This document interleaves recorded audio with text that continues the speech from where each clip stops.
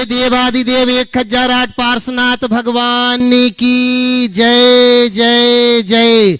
प्रातः स्मरणीय संत शिरोमणि आचार्य भगवंत विद्यासागर जी महामुनिराज की जय जय जय। गुणायतन प्रणेता संघ का समाधान करता भावना योग प्रवर्तक तरुणाई के प्रखर वक्ता पूज्य मुनिवर श्री प्रमाण सागर जी महाराज की जय जय जय।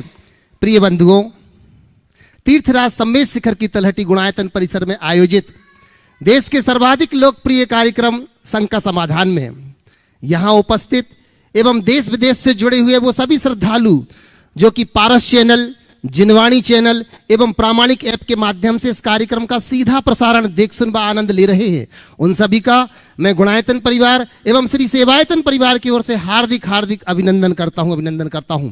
बंधुओं, ये कार्यक्रम प्रारंभ हो उसके पूर्व हम सब चलते हैं प्रतिदिन की भांति आज फिर पूज्य गुरुदेव के चरणों की वंदना करने के लिए त्रिवार नमोस्तु करते हुए आज के इस कार्यक्रम को अपन प्रारंभ करेंगे। भो स्वामी नमोस्तु नमोस्तु नमोस्तु।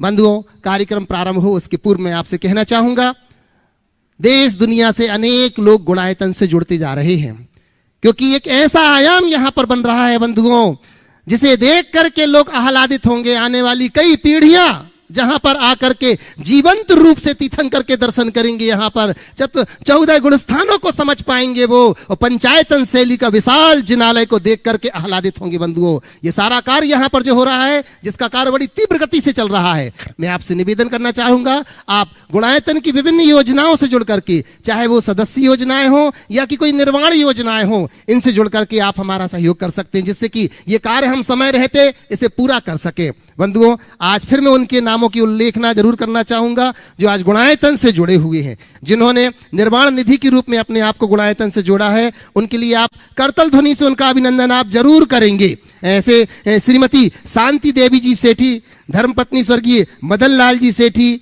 श्री जैन कचौड़ी वाले बूंदी, जोरदार ताली बजाकर उनका अभिनंदन करते हैं। वहीं श्री पुनीत जी जैन, श्रीमती सोनिया जी जैन गुड़गांव से, इन्होंने अपने आप को निर्वाण निधि से गुणायतन से जोड़ा है।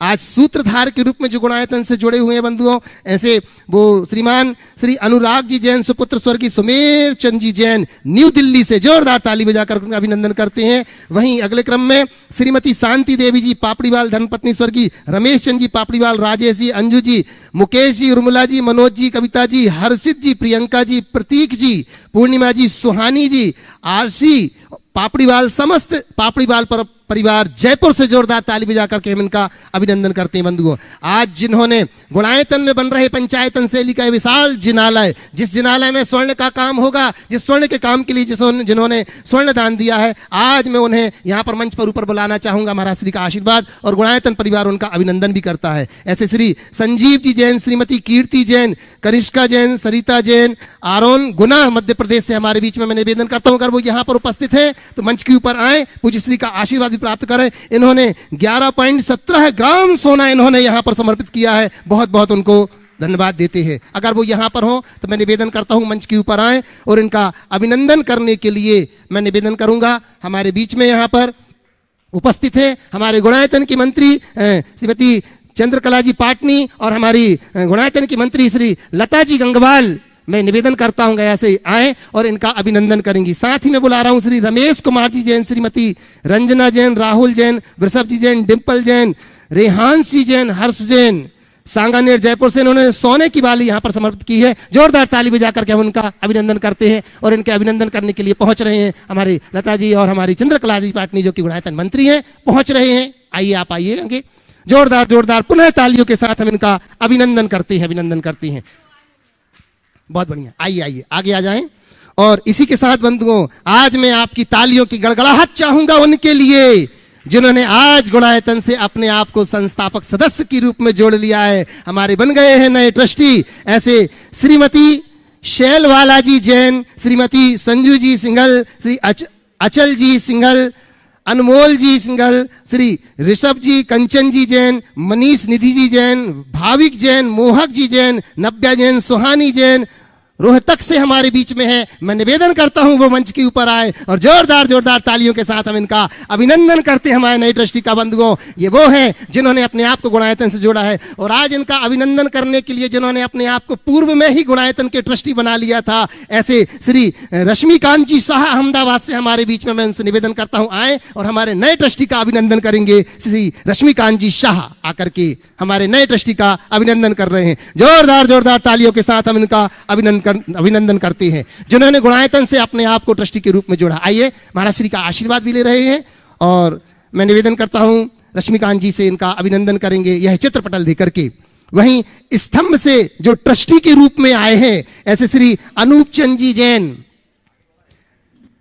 जो पहले स्तंभ के रूप में गुणायतन से जुड़े थे, आज ट्रस्टी के रूप में आए ऐसे श्री अनूप चंद जी जैन, श्रीमती रेखा जी जैन, अभिलाष जी, अभिनव जी, आस्था जी, अरहंत जी, आगम जी जैन प्रयागराज से यहां उपस्थित हैं। क्या ये शायद नहीं, तो जोरदार ताली बजा करके हम इनका अभिनंदन करते हैं। इन्होंने अपने आप को स्तंभ से ट्रस्टी के रूप में जोड़ लिया है। पुनः एक बार जोरदार गड़गड़ाहट तालियों के साथ हम उनका अभिनंदन करते हैं। और आज मैं एक ऐसे शख्स को यहां पर बुलाना चाहूंगा बंधुओं, प्रश्न की श्रृंखला प्रारंभ हो उसके पूर्व, जो अब से नहीं कई वर्षों से गुरु चरणों के सेवी हैं और गुरु की आज्ञा पाते ही दौड़े चले आते हैं हमारे बीच में बंधुओं, फिरोजाबाद से जिन्होंने अपने जीवन को संयमित किया है, ऐसे हमारे गुणायतन के शिरोमणि संरक्षक एस ललतेश जी, मुकेश जी फिरोजाबाद से है। मैं पूरे परिवार से निवेदन करता हूं एक बार मंच के ऊपर आए और जोरदार तालियों के साथ इनका अभिनंदन करें। पूज्य श्री का आशीर्वाद भी पाएंगे और इनका अभिनंदन करने के लिए हमारे बीच में यहां पर उपस्थित है हमारे सुनील जी सीएफओ, जो कि गुणायतन के सीएफओ हैं। मैं निवेदन करता हूं सुनील जी आइएगा। और कपूर जी से मैं निवेदन करता हूं कोटा वाले, कृपया आइएगा। पूज्य महाराज श्री के आशीर्वाद लेकर के पहुंच रहा है ये वो परिवार मुकेश जी, ललतेश जी का। और मैं भाभी जी का अभिनंदन करने के लिए श्रीमती रेखा जी से निवेदन करूंगा, आप यहां पर उपस्थित हैं, कृपया आइएगा।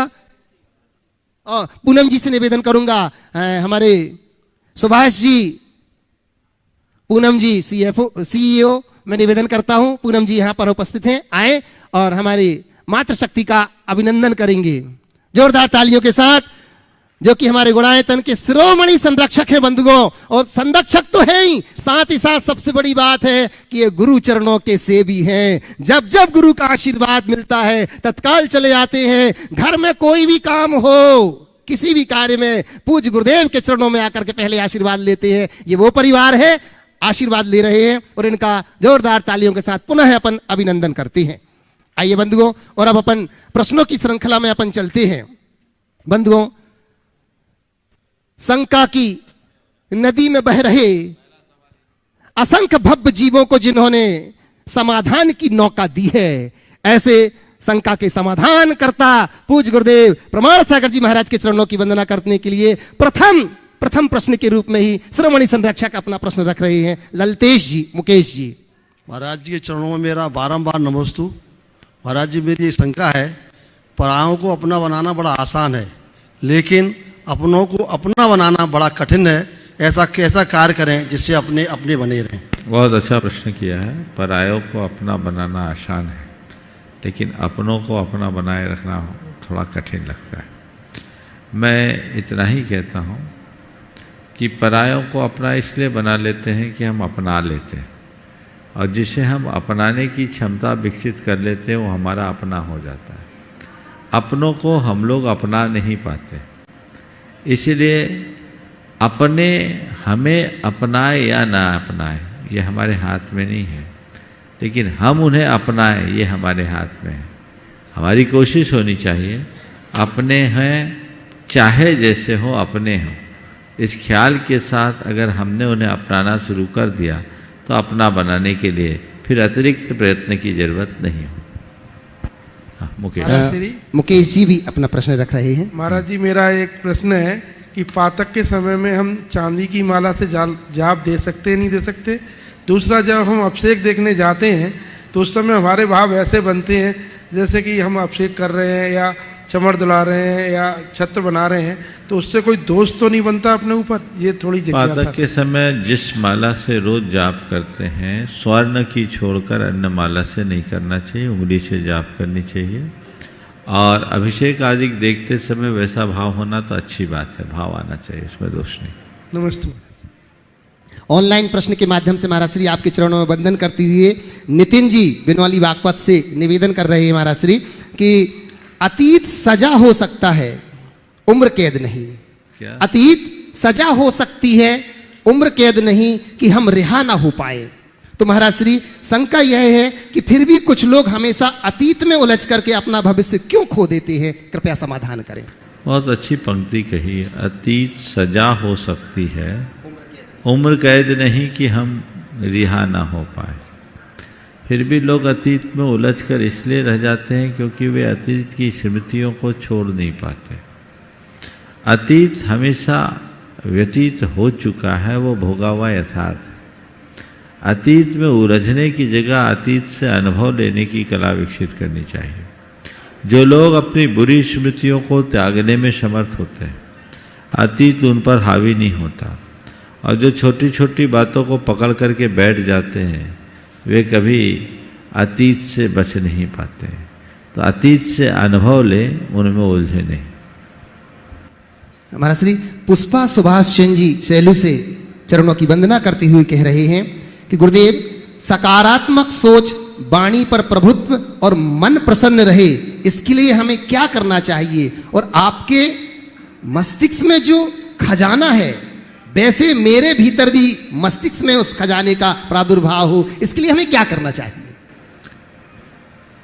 सकारात्मक सोच, वाणी पर प्रभुत्व और मन की प्रसन्नता के लिए क्या करना चाहिए? एक साथ 3 सवाल किया है। मैं ये कहूँगा, सोच को सकारात्मक बनाए रखने के लिए अपने मन में सदैव सकारात्मक प्रेरणा देनी चाहिए। वाणी पर प्रबुद्ध रखने के लिए अपने वचनों की सदैव समीक्षा करते रखना चाहिए। यदि मुख से कहीं कोई भी गलत निकला हो तो उसके लिए स्वयं की निंदा ग्रह करनी चाहिए और मन ही मन संकल्पित होना चाहिए कि ऐसा अब मैं दोबारा नहीं कहूँगा, ये मुझसे गलती हो गई। अपने वचनों की जो समीक्षा करते हैं उनका ऐसा अभ्यास बन जाता है कि उनके मुख से अनर्गल कभी नहीं निकलता।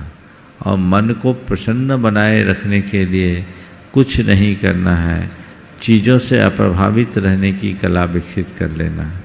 यदि हमने इतना कर लिया तो हमारा मन सदाबहार प्रसन्न बना रहेगा। आपने पूछा आपके खजाने से क्या बोला, लाइन आगे की?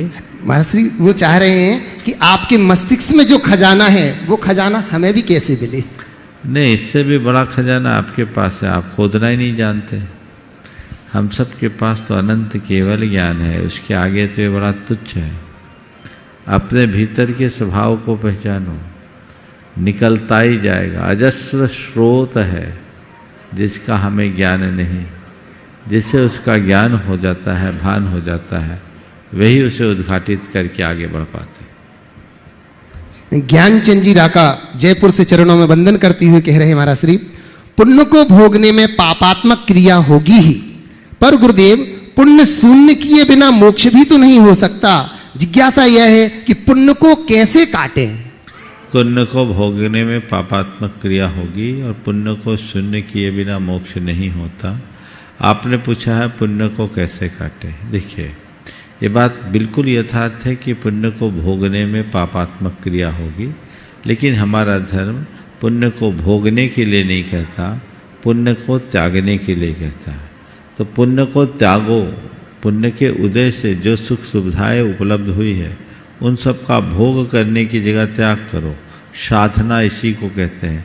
तीर्थंकर भगवंतों को परम पुण्य से राज, पाठ, वैभव, सत्ता, साम्राज्य सब मिलता है, लेकिन वे उस पुण्य को लात मार कर निकलते हैं ना, ठुकरा कर निकलते हैं, उसे भोगते नहीं हैं, अकिंचन होकर के चलते हैं। तब वह अपने भीतर के कैवल्य के साम्राज्य को उद्घाटित कर पाते हैं। तो पुण्य तो आएगा, पुण्य को काटने की जरूरत नहीं है, बस पुण्य को भोगने की आदत से बच जाओ। पुण्य अपने आप नष्ट होता है, उसे नष्ट करने की जरूरत नहीं पड़ती। सुनीता जैन सागर से नमोस्तु निवेदित करती हुए महाराज श्री कह रही हैं कि कोई व्यक्ति है जिसे कोई रोग है और वो रोग ठीक हो सकता है, पर जिसको वह रोग है वह यह कहता है कि कभी भी मैं ठीक नहीं हो सकता। इस प्रकार से वह सोच रहा है, तो उसे हम भावना योग से ऐसी कैसी एनर्जी दे सकते हैं जिससे कि हम उसको ठीक कर सकें? सबसे पहले ऐसे व्यक्ति को तो ये समझाएं कि तुम बीमार हो ही नहीं, बीमार तो शरीर, शरीर बीमार है, आत्मा को कोई बीमारी नहीं है। न मे मृत्यु कुतो भीति, न मे व्याधि कुतो व्यथा, न हम बालो न वृद्धो हम, न युवे तानी पुद्गले। ये तो तन की परिणति है। बीमारी मुझे नहीं है, मैं स्वस्थ हूँ, मैं मस्त हूँ। स्वस्थो हम की उक्ति को अपने अंदर रखना चाहिए। मैं ठीक नहीं हो सकता, ये बहुत बात की बात है। मैं ठीक हो जाऊंगा, ये भी बहुत बात की बात है। मैं स्वस्थ हूँ, ये पते की बात है। मेरी चेतना स्वस्थ है, मेरी आत्मा स्वस्थ है, मुझे कोई बीमारी है नहीं। जिसे बीमारी वो मेरा स्वरूप नहीं है, शरीर का स्वरूप है। और शरीर और मेरा गठबंधन अनादि का है। जब तक मेरा और इसका कर्म का योग जुड़ा हुआ आयु कर्म है, मुझे कोई हिला नहीं सकता। और मेरी आयु पूरी हो जाने के बाद मुझे कोई झिला नहीं सकता। तो मेरी आयु है तब तक मुझे कोई नहीं हिलाएगा। तो उनसे कहा जाए कि तुम इस बात को अपने मन से निकालो कि मैं ठीक नहीं होऊंगा। तुम एक ही बात सोचो कि मैं स्वस्थ हूँ। तन की बीमारी को मन पर हावी मत होने दो। तन की चिकित्सा करो। स्वस्थ हूँ, रोग मिटे तो भी स्वस्थ हूँ, रोग रहे तो भी स्वस्थ हूँ। ऐसी भावना बार बार अपने अंदर जगाएंगे तो परिवर्तन आएगा। और स्वस्थो हम की भावना को बार बार दोहराएं। मैं स्वस्थ हूँ, मैं मस्त हूँ, इसे बार बार दोहराएं और अनुभव करने की कोशिश करें। आप असाध्य बीमारी से भी बहुत जल्दी बाहर आ सकते हैं। कुमारी जोजो जैन अमीनगर सराय वागपत से नमोस्तु निवेदित करती हुई कह रहे हैं महाराज श्री। जो बोलो। हाँ, जो हाँ, नमोस्तु निवेदित करती हुई कह रही हैं कि किसी ने खूब कहा है कि दिल सागर जैसा रखना चाहिए साहिब, नदियां खुद ही मिलने आएंगी। तो महाराज श्री मेरी शंका यह है कि आज दिल साहब सागर जैसा रखना चाहिए साहिब, नदियां खुद ही मिलने आएंगी। तो महाराज श्री मेरी शंका यह है कि आज के समय में नदी जैसे दिल को सागर जैसा कैसा बनाएं, कृपया समाधान करें। दिल सागर जैसा रखना चाहिए साहब, नदियां खुल मिलने आएगी। आपने पूछा नदी जैसा दिल को सागर जैसा कैसे बनाए। बड़ा सरल सा तरीका है। नदी जैसा नेचर अपना लो। नदी का काम क्या है? नदी का काम क्या है? नदी का काम नीचे बहना, उसका नाम नहीं निम्नगा। नम्रता की मूर्ति बन जाइए, नीचे बहना शुरू कर दीजिए। जितना जितना आप नीचे की ओर जाओगे, आप देखोगे नदी उतनी बड़ी हो गई। जिसके हृदय में जितनी अधिक नम्रता होती है, उसका दिल उतना बड़ा होता जाता है और वही सागर तक पहुंच सकता है। मीना चौधरी जोधपुर से नमोस्तु निवेदित करती हुई कह रहे हैं महाराज श्री, जिज्ञासा यह है कि संसार जरूरत के नियम पर चलता है। संसार जरूरत के नियम पर चलता है। सर्दियों में जिस सूरज का इंतजार होता है, उसी सूरज का गर्मियों में तिरस्कार भी होता है। तो आपकी कीमत तब होगी जब आपकी जरूरत होगी। तो महाराज श्री हम अपनी अहमियत बनाए रखने के लिए क्या करें, कृपया समाधान दीजिए। आपकी कीमत तभी होगी जब आपकी ज़रूरत होगी। एक दृष्टि से वाक्य बिल्कुल ठीक है। और आपने पूछा हम अपनी अहमियत बनाए रखने के लिए क्या करें। मैं तो इतना ही कहता हूँ, अपनी अहमियत बनाए रखना चाहते हो तो एक ही काम करो, औरों की अहमियत का ख्याल रखना शुरू कर दो। जो व्यक्ति औरों को अहमियत देते हैं, उनकी अहमियत बनी रहती है। और जो अपने आगे औरों को कोई अहमियत नहीं देते, समाज उन्हें नकार देती है, उनकी अहमियत खो जाती है। प्रमोद कुमार जी पापड़ीवाल महावीर नगर दुर्गापुरा जयपुर से नमोस्तु निवेदित करती हुई कह रहे हैं महाराज श्री, हम मच्छरों का कुछ भी नहीं करते, फिर भी वे हमें काटते हैं। ऐसे ही कुछ लोग जिनका हम कुछ नहीं करते, लेकिन फिर भी वे हमारा बुरा ही सोचते हैं। प्रश्न यह है कि मच्छरों को भगाने के लिए तो कई प्रकार के समाधान मौजूद हैं, लेकिन ऐसे लोगों से कैसे बचा जाए, कृपया हमें बताएं, सावधानी कैसे रखें। मच्छरों का हम कुछ नहीं करते, फिर भी हमें मच्छर काटते हैं। आपने कहा मच्छरों को भगाने के लिए 100 साधन हैं, पर ऐसे लोग जिनका हमने कुछ भी बिगाड़ नहीं किया फिर भी वो हमारे साथ ऐसा करते हैं, उनसे कैसे बचे। तो मैं तो इतना ही सोचता हूँ, जैसे मच्छर काटते हैं तो हम तो यही सोचते हैं कि चलो भाई हमारे शरीर में इतना खून है, 1-2 बूंद खून से हमें क्या फ़र्क पड़ता है, कितना ले जाएंगे, ले जाने दो। मच्छर कितना भी काटेंगे तुम्हारे शरीर का खून पूरा नहीं होगा। इसी तरह अगर लोग तुम्हें बिना मतलब भी परेशान करते हैं तो परेशान करने दो, तुम परेशान होना बंद कर दो। वो कितना परेशान करेंगे, जो उनको करना है वो उनको करने दो, मुझे तो मेरा काम करना है। ये बात जिसके ख्याल में रहता है वह ऐसे लोगों से कभी परेशान नहीं हो सकता। सुभाष जी चौधरी जोधपुर से नमोस्तु निवेदित करती हुई कह रहे हैं, महाराज श्री, मेरी जिज्ञासा यह है कि आकुलता, व्याकुलता, विचलितता और लुभावनता ये सब एक साथ कैसे आ सकती हैं, कृपया समाधान दीजिए। आकुलता, व्याकुलता, विचलितता और लुभावनता। देखिए पहले तो इन शब्दों को समझो और ये सब एक साथ कैसे आ सकती है इसके संदर्भ में बात करें। आकुलता क्या है, व्याकुलता क्या है? पता आकुलता किसको बोलते हैं? अपने दिन भर की चर्या में कई बार कहने में आता है मुझे बड़ी आकुलता हो रही है, आता है। मेरे परिणाम आकुल व्याकुल हो रहे हैं, आता है। ये क्या है आकुल और क्या है व्याकुल? कोई बताएगा इस सभा में? हाँ, आकुलता और व्याकुलता का अनुभव रोज होता है कि नहीं? बोलो तो जोर से। तो ये आकुलता और व्याकुलता है क्या? हाँ,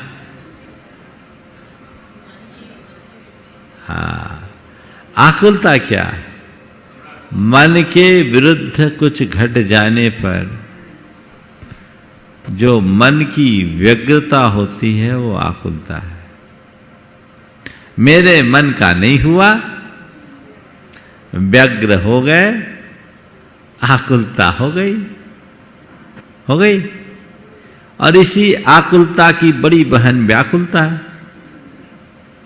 वो आती है तो अकेले नहीं आती, और बढ़ चढ़ करके काम करने लगती है तो व्याकुलता बन जाती है। जब आकुलता का अतिरेक होता है तो व्याकुलता बनती है।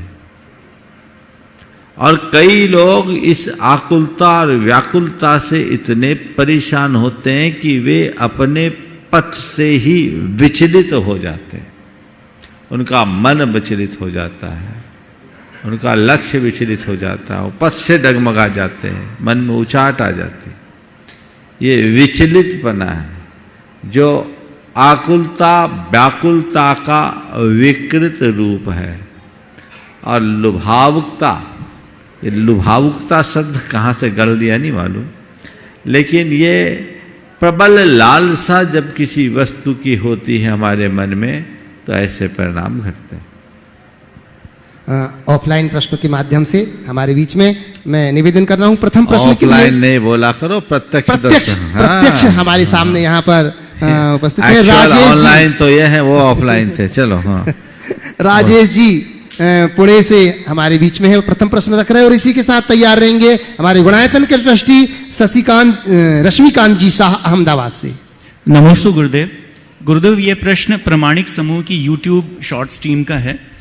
गुरुदेव, वर्तमान शासन नायक भगवान महावीर का जन्म कल्याणक आ रहा है, तो गुरुदेव आज के तेजी से बदलते हुए समय में युवा पीढ़ी को भगवान महावीर के सिद्धांतों की बहुत ज़रूरत है। इसलिए कृपा कर मार्गदर्शन करें कि भगवान महावीर के सिद्धांतों का वास्तविक जीवन में क्या महत्व है और युवा पीढ़ी अपने वास्तविक जीवन में इन सिद्धांतों को कैसे प्रस्थापित कर सकते हैं। देखो, भगवान महावीर के सिद्धांतों का हम सबके जीवन में सर्वाधिक महत्व है।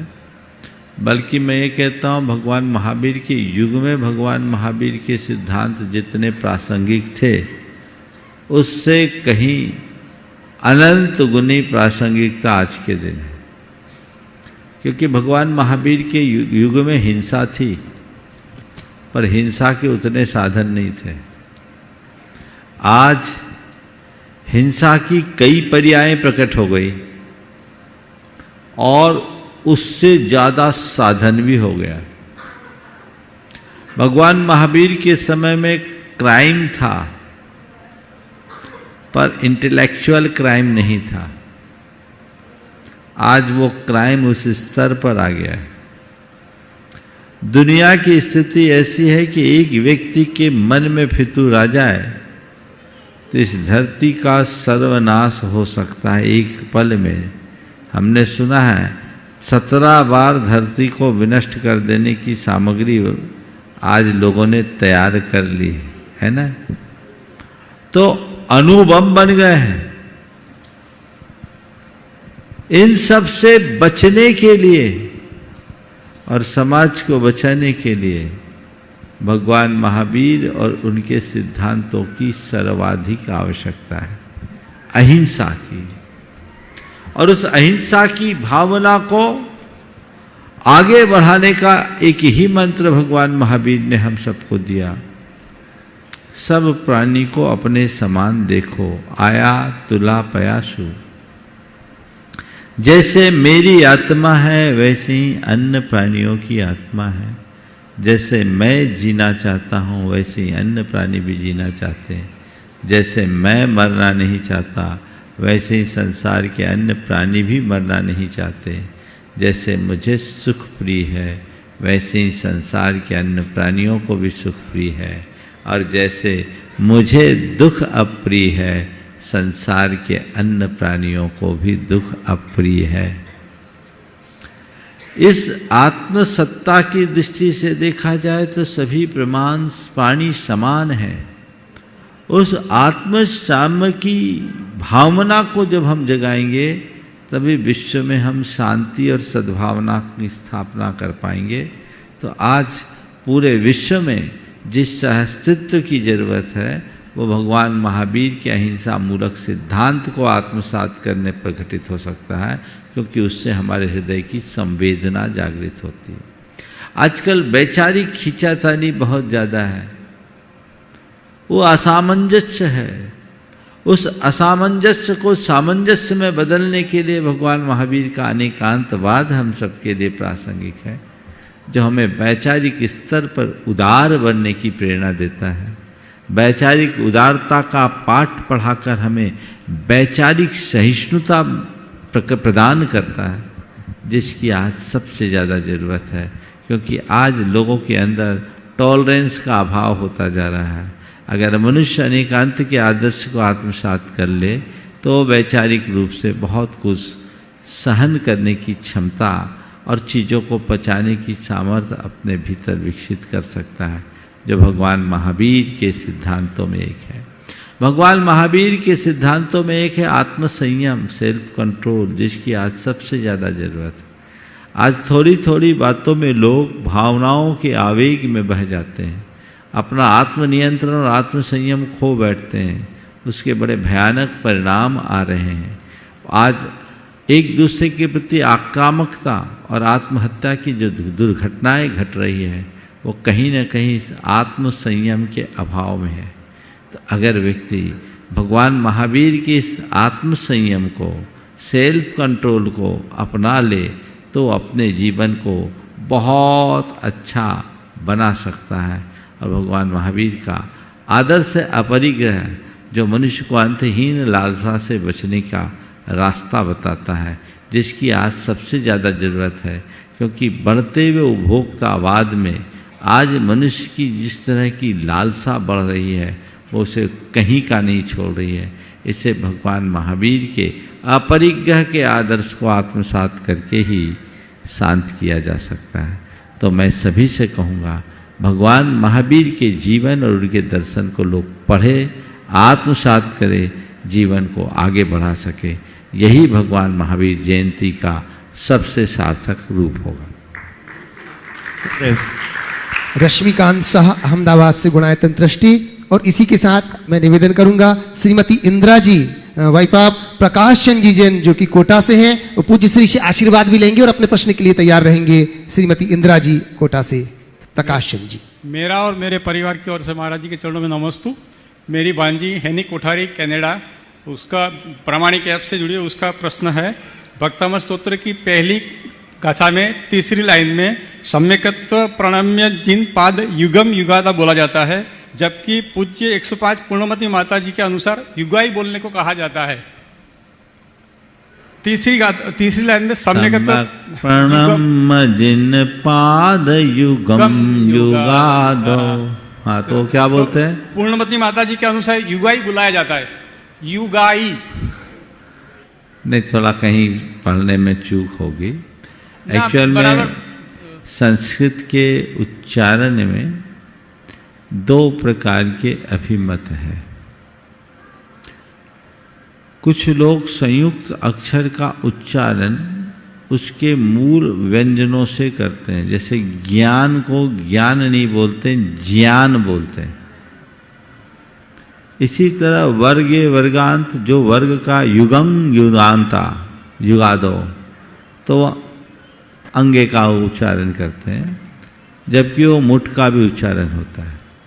ये सब नए नए वैयाकरणों का प्रशिक्षण है। मैंने कई बड़े बड़े संस्कृत के वैयाकरणों से पूछा, जो हम लोग बोलते हैं वो उसमें कहीं गलत नहीं है। दो तरह के अभिमत है। दक्षिण भारत में लोग अलग तरीके से बोलते हैं। व्याकरण में एक सूत्र आता है, लोकोपचारात ग्रहण सिद्धि। जो चीज़ लोक में उच्चारण से चली आ रही है उसके लिए व्याकरण के सूत्रों की जरूरत नहीं है, लोकोपचार से सिद्ध हो जाती। क्योंकि व्याकरण से भाषा नहीं बनती, भाषा से व्याकरण बनती। इसलिए जो चल रहा है उसको चलने दीजिए। नमस्ते। श्रीमती इंदिरा जी कोटा से, वाइफ ऑफ श्री प्रकाश चंद जी जैन जो कि वहीं से बोलिए ना, वहीं से। आशीर्वाद के साथ ही और अपना प्रश्न रख रहे हैं। और इसी के साथ मैं निवेदन करूंगा श्री नयन जी नेहा परिवार से, अमरपाटन। नमोस्तु महाराज जी, नमोस्तु महाराज जी, नमोस्तु महाराज जी। मेरी जिज्ञासा है, गुणस्थान का स्वरूप भावों की तारतम्यता है, तो गुणायतन का आधार यदि गुणस्थान है तो आपने गुणस्थान रूप भावों को साकार रूप कैसे दिया? थोड़े दिन रुकिए, सब दिख जाएगा। वही तो गुणायतन की विशेषता है कि भावात्मक तत्व को दृश्य रूप में कैसे प्रकट किया जाए।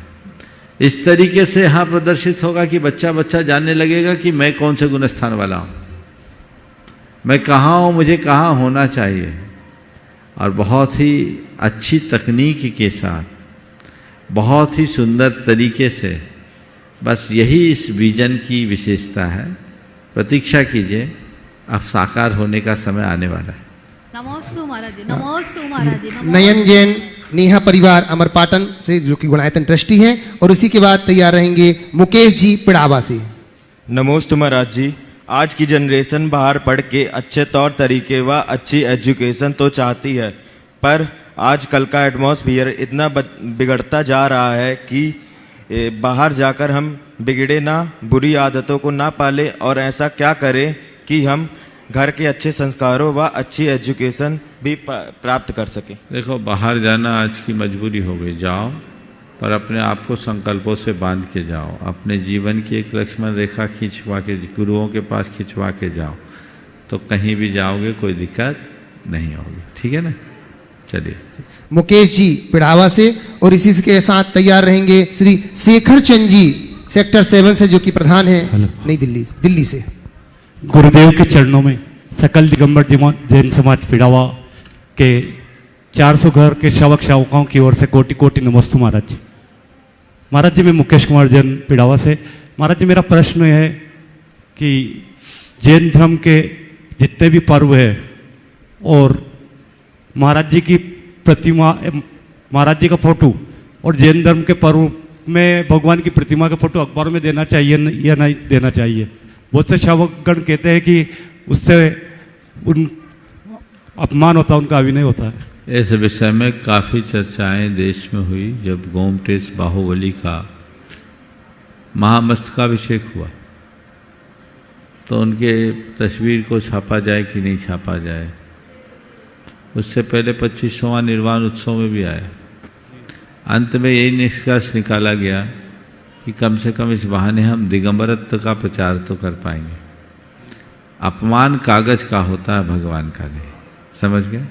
फिर भी यदि आप कहीं प्रयोग में लेते हैं तो अपने स्तर से विनय करें। शेखर चंद जी जैन सेक्टर 7 से जो कि प्रधान, और इसी के बाद निवेदन करूंगा नमोस्तुते मधु गुरुदेव। जैन दिल्ली से। गुरुदेव नमोस्तुते नमोस्तुते। गुरुदेव जी, मेरा प्रश्न यह है कि इस परिवार और संघ को चलाने के लिए कई बार झूठ बोलना पड़ता मजबूरी में। परिवार और संघ समाज को, क्या उसको झूठ बोलने से हमारे पाप कर्म का बंधन होता है? अगर बंधन होता है तो इसका समाधान का करें भी, हम इस पाप कर्म से कैसे छूट जाए? देखो, परिवार चलाने के लिए झूठ बोल रहे हो कि झूठ बोल के ही परिवार चला रहे हो? अंतर केवल इतना करना है। संघ समाज को कई बार क्या बोल रहा हूं? परिवार के लिए या संघ समाज को चलाने के लिए झूठ बोलना एक तरफ, और झूठ बोल बोल करके ही परिवार और समाज को चलाना दूसरी बात। समझ गए? तो परिवार या संघ के संचालन में यदा कदा झूठ चले तो वो क्षम्य होगा, आटे में नमक की तरह, पर झूठ से ही चला ये कभी भी क्षम्य नहीं होगा। समझ गए? चलिए, मधु जैन दिल्ली से, मैं जिनका भी नाम क्यों में रखूं वो खड़े हो जाएं जिससे कि उनके पास तक माइक पहुंचे। मधु जैन दिल्ली से, और इसी के बाद मैं निवेदन करूंगा जो कि आज हमारे संस्थापक सदस्य ट्रस्टी बने हैं, श्रीमती सेलवाला जी का पूरा परिवार यहाँ पर उपस्थित है। हाँ, मनीष खड़े हो जाओ। हाँ, नाम बोलो बेटा अपना। नमोस्तु महाराज जी, मेरा नाम है मोहक। आज मैं प्रश्न पूछने जा रहा हूँ कि आजकल लोगों को इतना ज़्यादा इलेक्ट्रॉनिक्स चीज़ें क्यों पसंद आती है? हाँ, बहुत अच्छा सवाल किया। आजकल लोगों को इतनी ज़्यादा इलेक्ट्रॉनिक चीज़ें क्यों पसंद आती है? इसलिए क्योंकि माँ के पेट से ही उनका एडिक्शन हो जाता है। माँ जब पेट में बच्चा होता है दिन भर गैजेट्स चलाते रहती है, बच्चों पर उसका असर पड़ जाता है। तो छोटा सा दूध पीता बच्चा भी अब मोबाइल से खेलता है। अब खिलौने दूसरे पसंद नहीं आते, ये इलेक्ट्रॉनिक खिलौने ही पसंद आते हैं। ये बहुत ज़्यादा चिंता का विषय है और इसके कारण अनेक अनेक बीमारियां भी आ रही हैं। लोगों को एक बात अपने दिल दिमाग में बिठाना चाहिए कि मोबाइल हमारे जीवन की एक ज़रूरत है, जीवन का अंग नहीं। ज़रूरत को जब हम जीवन का अंग बना लेंगे तो हमारे सामने सिवाय दुविधाओं के और कुछ भी नहीं। नमोस्तु। हाँ, लीजिएगा आज के जो कि नए ट्रस्टी बने हैं, ऐसे श्रीमती शैलवाला जी का पूरा परिवार यहाँ पर उपस्थित। तो। अच्छा, वही हो गए। मधु जैन दिल्ली से नहीं है। चलिए, मैं निवेदन कर रहा हूँ हमारे बीच में जो कि गुणायतन के ट्रस्टी हैं संगीता जी जैन गया से, वो अपना प्रश्न रख रही हैं, और इसी के बाद तैयार रहेंगे धीरज जैन नई दिल्ली से। संगीता जी गया से। गुरुदेव के चरणों में त्रिवार नमोस्तु नमोस्तु नमोस्तु। गुरुवर, वैसे तो ये मेरी शंका नहीं है, लेकिन हृदय में उठ रहे भावों का परिणाम मानती हूँ कि मैं मन के भावों में अगर धर्म की प्रभावना हो रही हो तो आने वाले संकट के प्रभाव भी क्षीण हो जाते हैं क्या? जैसा कि मेरे साथ हुआ, 2-3 दिन पहले मैं विधान में आने में देर हो रहा था और कार्य संपन्न करके ही जाना था, लेकिन दुर्घटना घट गई और वह दुर्घटना पाप कर्म की वजह से हल्के में टल करके रह गई। तो क्या मैं समझूं कि भावों के परिणाम से कुछ नुकसान कम होता है क्या? देखो, ये आपका प्रबल पुण्य था कि बड़ी दुर्घटना छोटे में टल गई, लेकिन मैं ये नहीं कहूँगा कि अच्छा काम करोगे तो दुर्घटनाएं टल जाएगी। मैं तो कहूँगा संभल कर काम करोगे तो दुर्घटनाएं नहीं होंगी। महाराज जी, संभल के पूरी बात समझो, नहीं तो कई बार भावुकता में हम लोगों से चूक हो जाती है। और भावातिरेक में ही एक उक्ति है, हड़बड़ में गड़बड़। जो घटना होती है इस तरह की शायद हड़बड़ में ही हुई होगी। तब आज से एक सिद्धांत बनाओ, मुझे हड़बड़ नहीं करना है ताकि गड़बड़ से बचे रहे। नमस्ते। धीरज जी जैन नई दिल्ली से। धार्मिक क्रियाओं को समय पर करने का भाव तो रखना चाहिए, पर हड़बड़ा के करने का नहीं। समझ गए? हड़बड़ हड़बड़ हड़बड़ में कई बार गड़बड़, कई बार क्या प्रायः गड़बड़ होता है, इसलिए बचिए। लीजिए धीरज जी नई दिल्ली से, और निवेदन करूंगा सौरभ जी भागलपुर से हमारे बीच में है। नमस्ते गुरुदेव। मेरा प्रश्न ये है कि महाराज, हम सबको ज्ञात है कि धर्म से ही कल्याण होगा, लेकिन हम सब फिर भी धन में ही व्यस्त रहते हैं, इससे कैसे बचें? कृपया मार्गदर्शन करें। धर्म से कल्याण होगा ये हम बोलते हैं, और धन मेरे काम का ये मानते हैं। जब ये धारणा बदलेगी तभी होगा। बिना पैसों के काम नहीं चलता, ये मान्यता बनी हुई है। इस मान्यता को बदलो, अपनी प्राथमिकताओं को परिवर्तित करो।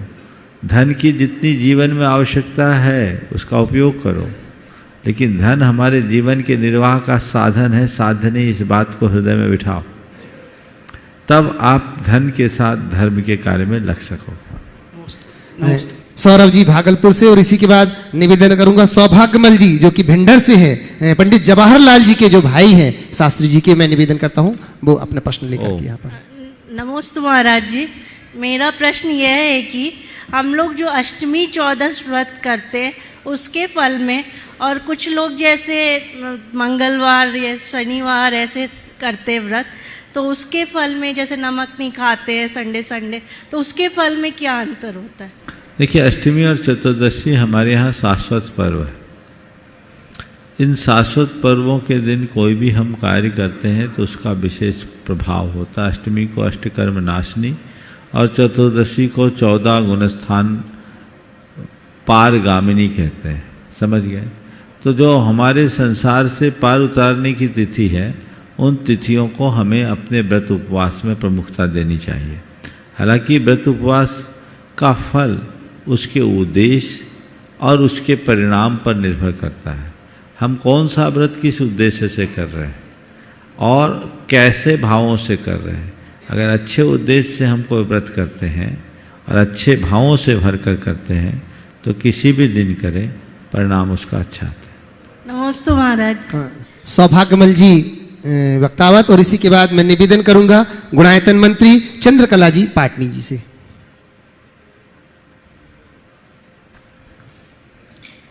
परम पूज्य श्री के चरणारविंद त्रिकाल नमोस्तु नमोस्तु नमोस्तु। वसुद्रव्य जो शुभ अर्घ लेकर मन प्रफुल्लित कीजिए, तुम दास में वरदान मांगू मोक्ष लक्ष्मी दीजिए, कि संतप्त मानस शांत हो गुरुवर, क्या गुरुवर तुम्हारे ध्यान में, कि परम पूज्य प्रमाण सागर जी विचरे हमारे ध्यान में, परम पूज्य प्रमाण सागर जी विचरे हमारे ध्यान में, विचरे हमारे ध्यान में। परम पूज्य 2 दिन यहाँ आए हो गए हैं और महाराज साहब के वहाँ चलना गुणातन गुणाई बस यही रट लगा रखी है, ऊपर चले गए थे। अब मेरा प्रश्न ये है हुक्म कि मैं काल्पनिक रूप से यहाँ 14 साल से आया हूँ, और काल्पनिक रूप से मैं प्रत्येक टोंक की वंदना करते करते 2-2, 3-3 बार नमोकार मंत्र बोलते बोलते ये इस तरह से अपने मन को मैं शांत कर रहा था। तो क्या ये उचित है इस प्रकार काल्पनिक रूप से टोंकों के दर्शन कर लेना? सुनो, वाक्य को थोड़ा सुधार लो। काल्पनिक रूप से नहीं, भावनाओं से। जी कैसे? जी, भावनाओं से आपने इन टोंकों के दर्शन किए। कल्पना उसकी की जाती है जिसका वजूद न हो, भावना उसकी पाई जाती है जहाँ पहुँच न हो। बात को सुनो, कल्पना उसकी होती है जिसका वजूद न हो, भावना उसकी भाई जाती है जहाँ पहुँच ना हो। शिखर जी का तो वजूद है, हम नहीं पहुँच पाए, टोक है, हम नहीं पहुँच पाए, तो चलो भावों के पंख लगाकर पहुँच जाओ, कल्पना से नहीं। और मैं समझता हूँ कितने 11 वर्ष 14 वर्ष आप भावों से उड़कर आए, तो आपका ये पुण्य जग पाया कि आप यहाँ आके प्रत्यक्ष वंदना कर दे। वंदना हो गई कि बाकी है? एक बार हो गई ना, तो उसी पुण्य का फल है। मैं सभी से कहना चाहूँगा, प्रत्यक्ष तो रोज आकर के वंदना कर पाना संभव नहीं है, पर परोक्ष रूप में भाव वंदना रोज एक बार समेत शिखर जी की घर बैठे आप कर सकते हो। हर टोंक को अपनी आंखों में बसा लो, सुबह उठो तो हर टोंक की एक भाव वंदना कर लो। ये भी कर्म निर्जरा का बड़ा प्रगाढ़ निमित्त बनेगा। इसमें क्या लगना है? कुछ लगना है क्या? तो भाव वंदना में कभी कोई ढील ना हो, ऐसी कोशिश हो। गुणायतन मंत्री चंद्रकला जी पाटनी, और इन्हीं के बाद मैं निवेदन करूंगा सीमा सुनील जी छावड़ा कोलकाता से। मेरी तरफ से जगत के सब जीवों की तरफ से मुनिराज को नमोस्तु।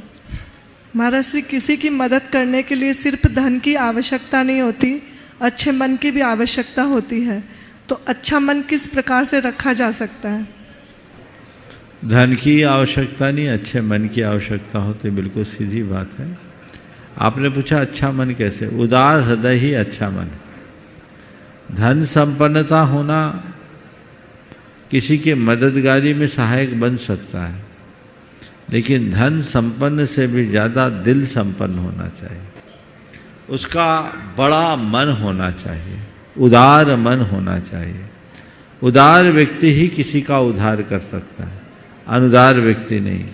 तो उदारता को अपना करके चले और अपने जीवन को आगे बढ़ाने की कोशिश करें।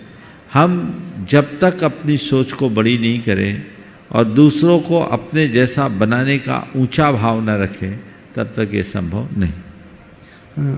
सीमा सुनील जी छावड़ा कोलकाता से, और तैयार रहेंगे संभवी जैन नई दिल्ली से।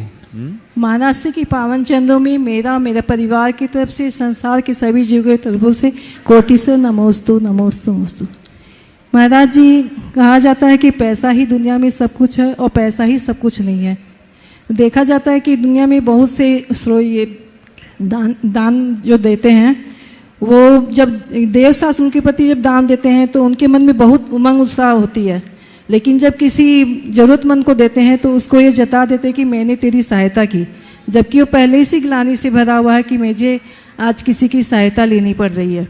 और दूसरी तरफ ऐसा भी देखा जाता है कि बहुत से दानी ऐसे होते हैं जो बहुत प्रकार से दान देते हैं, लेकिन जब किसी ज़रूरतमंद की सहायता करते हैं तो उसे ये पता नहीं रहता सामने वाले को कि उसकी सहायता कौन कर रहा है। तो महाराज जी, इसमें दोनों को किस प्रकार का पुण्य होगा और दान कैसा होना चाहिए? देखिए, दान हमारा परम धर्म है। पारमार्थिक क्षेत्र में दान उत्साह के साथ लगाना चाहिए। दान परमार्थ में ही होता है, लेकिन ज़रूरतमंद और ख़ासकर साधर्मी जनों को सहयोग दिया जाता है। दान और सहयोग में बड़ा अंतर है, पर सहयोग ऊंचा दिल रख करके करना चाहिए। जब कभी किसी को सहयोग दो तो सहयोग इस प्रकार के से दो कि उसका मान भी बना रहे। सहयोग देते समय दो तरह की दृष्टियाँ होती हैं। एक दृष्टि तो ये कि जिसे सहयोग दिया जा रहा है वो समर्थ बने और आगे बढ़े, और दूसरी अपना सहयोग दो और बला टालो। सहयोग दो और बला टालो तो आदमी दे देगा, उसकी उदारता दिखेगी, एक बार दे दिया, अब उससे बन रहा है, बिगड़ रहा है, हमको कोई मतलब नहीं। लेकिन अगर दूसरी भावना है कि सहयोग दे और उसे समर्थ बनाए, तो उसको वाजिब करना चाहिए। भैया, हमने तुम्हें दिया है, तुम्हें ये पैसा वापस भी करना पड़ सकता है, तुम्हें वापस करना चाहिए, तुम खड़े हो जाओ इसके बल पर। तो एक अच्छी भावना है, और इतना दबाव नहीं होता तो लोग सहयोग लेकर के एहसान फरोश हो जाते हैं, फरामोश हो जाते हैं। तो अगर ऐसी भावना से कि सामने वाला खड़ा हो जाए, सहयोग दे तो कोई हानि नहीं, लेकिन सहयोग जितना दे उससे ज़्यादा दुष्प्रचार करे और सामने वाले की मान मर्यादा को खंडित कर दे, तो वो अच्छी बात नहीं है। हालांकि जिसने सहयोग लिया है उसको चाहिए कि हर स्थिति में वो अपने उसके प्रति कृतज्ञ रहे, क्योंकि उसने बुरे वक्त में साथ निभाया है। लेकिन अच्छे लोगों की ये विशेषता होनी चाहिए कि सहयोग दे कर के भूल जाए। ऊपर ऊपर से सामने वाले को भले बोलता रहे, अंदर से यही सोचे कि चलो ये किसी तरह खड़ा हो जाए, इसी में मेरी सार्थकता।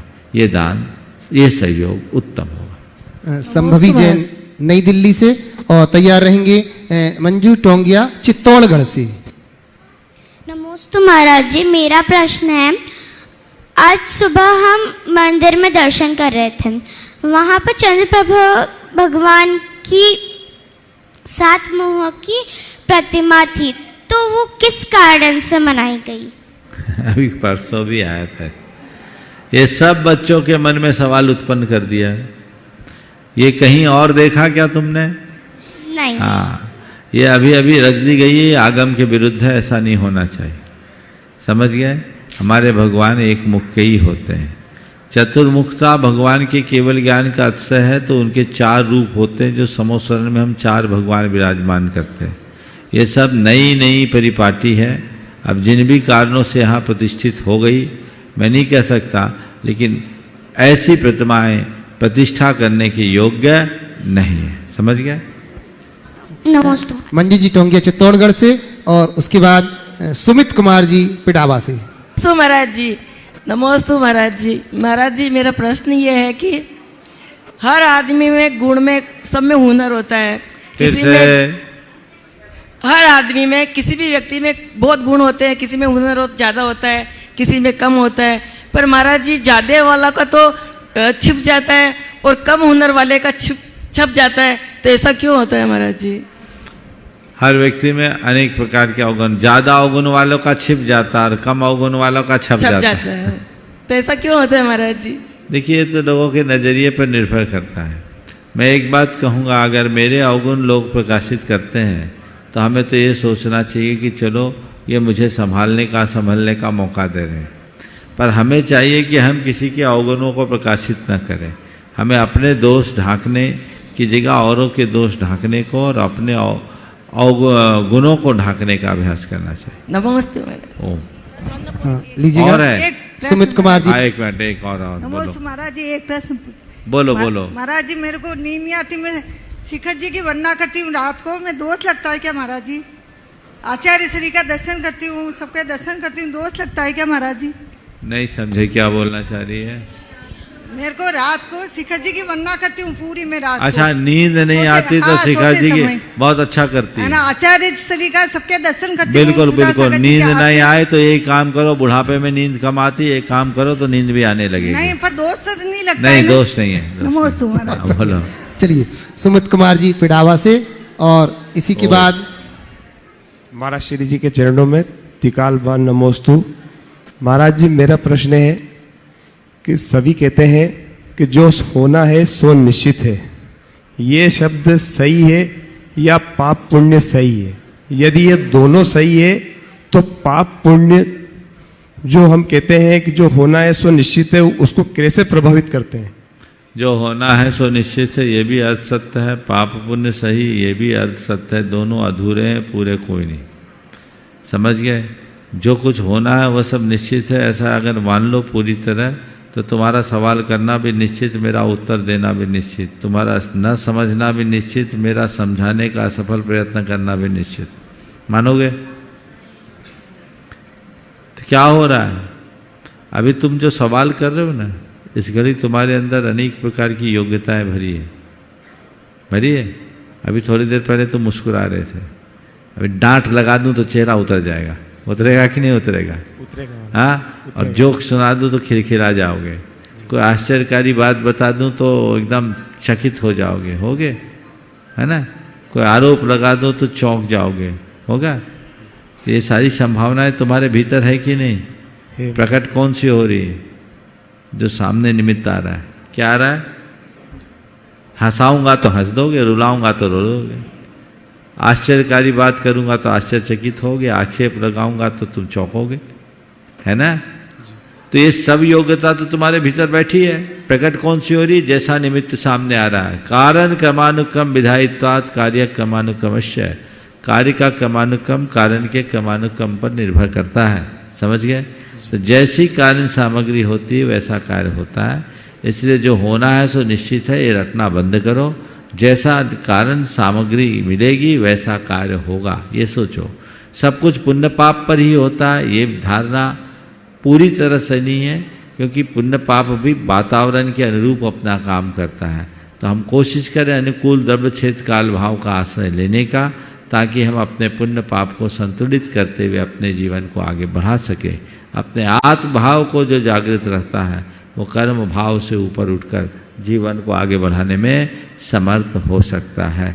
इस प्रकार आज के इस सत्र को परम पूज्य गुरुदेव के चरणों में नमन अर्पित करते हुए मैं विराम दूंगा और आचार्य महाराज के स्वास्थ्य के लिए पुनः आप सबसे कहूँगा, वो स्वस्थ हैं, लेकिन वो स्वस्थ बने रहे इस भाव से सभी नमोकार की एक एक जाप अवश्य दे। बोलिए परम पूज्य आचार्य गुरु वत्स विद्यासागर।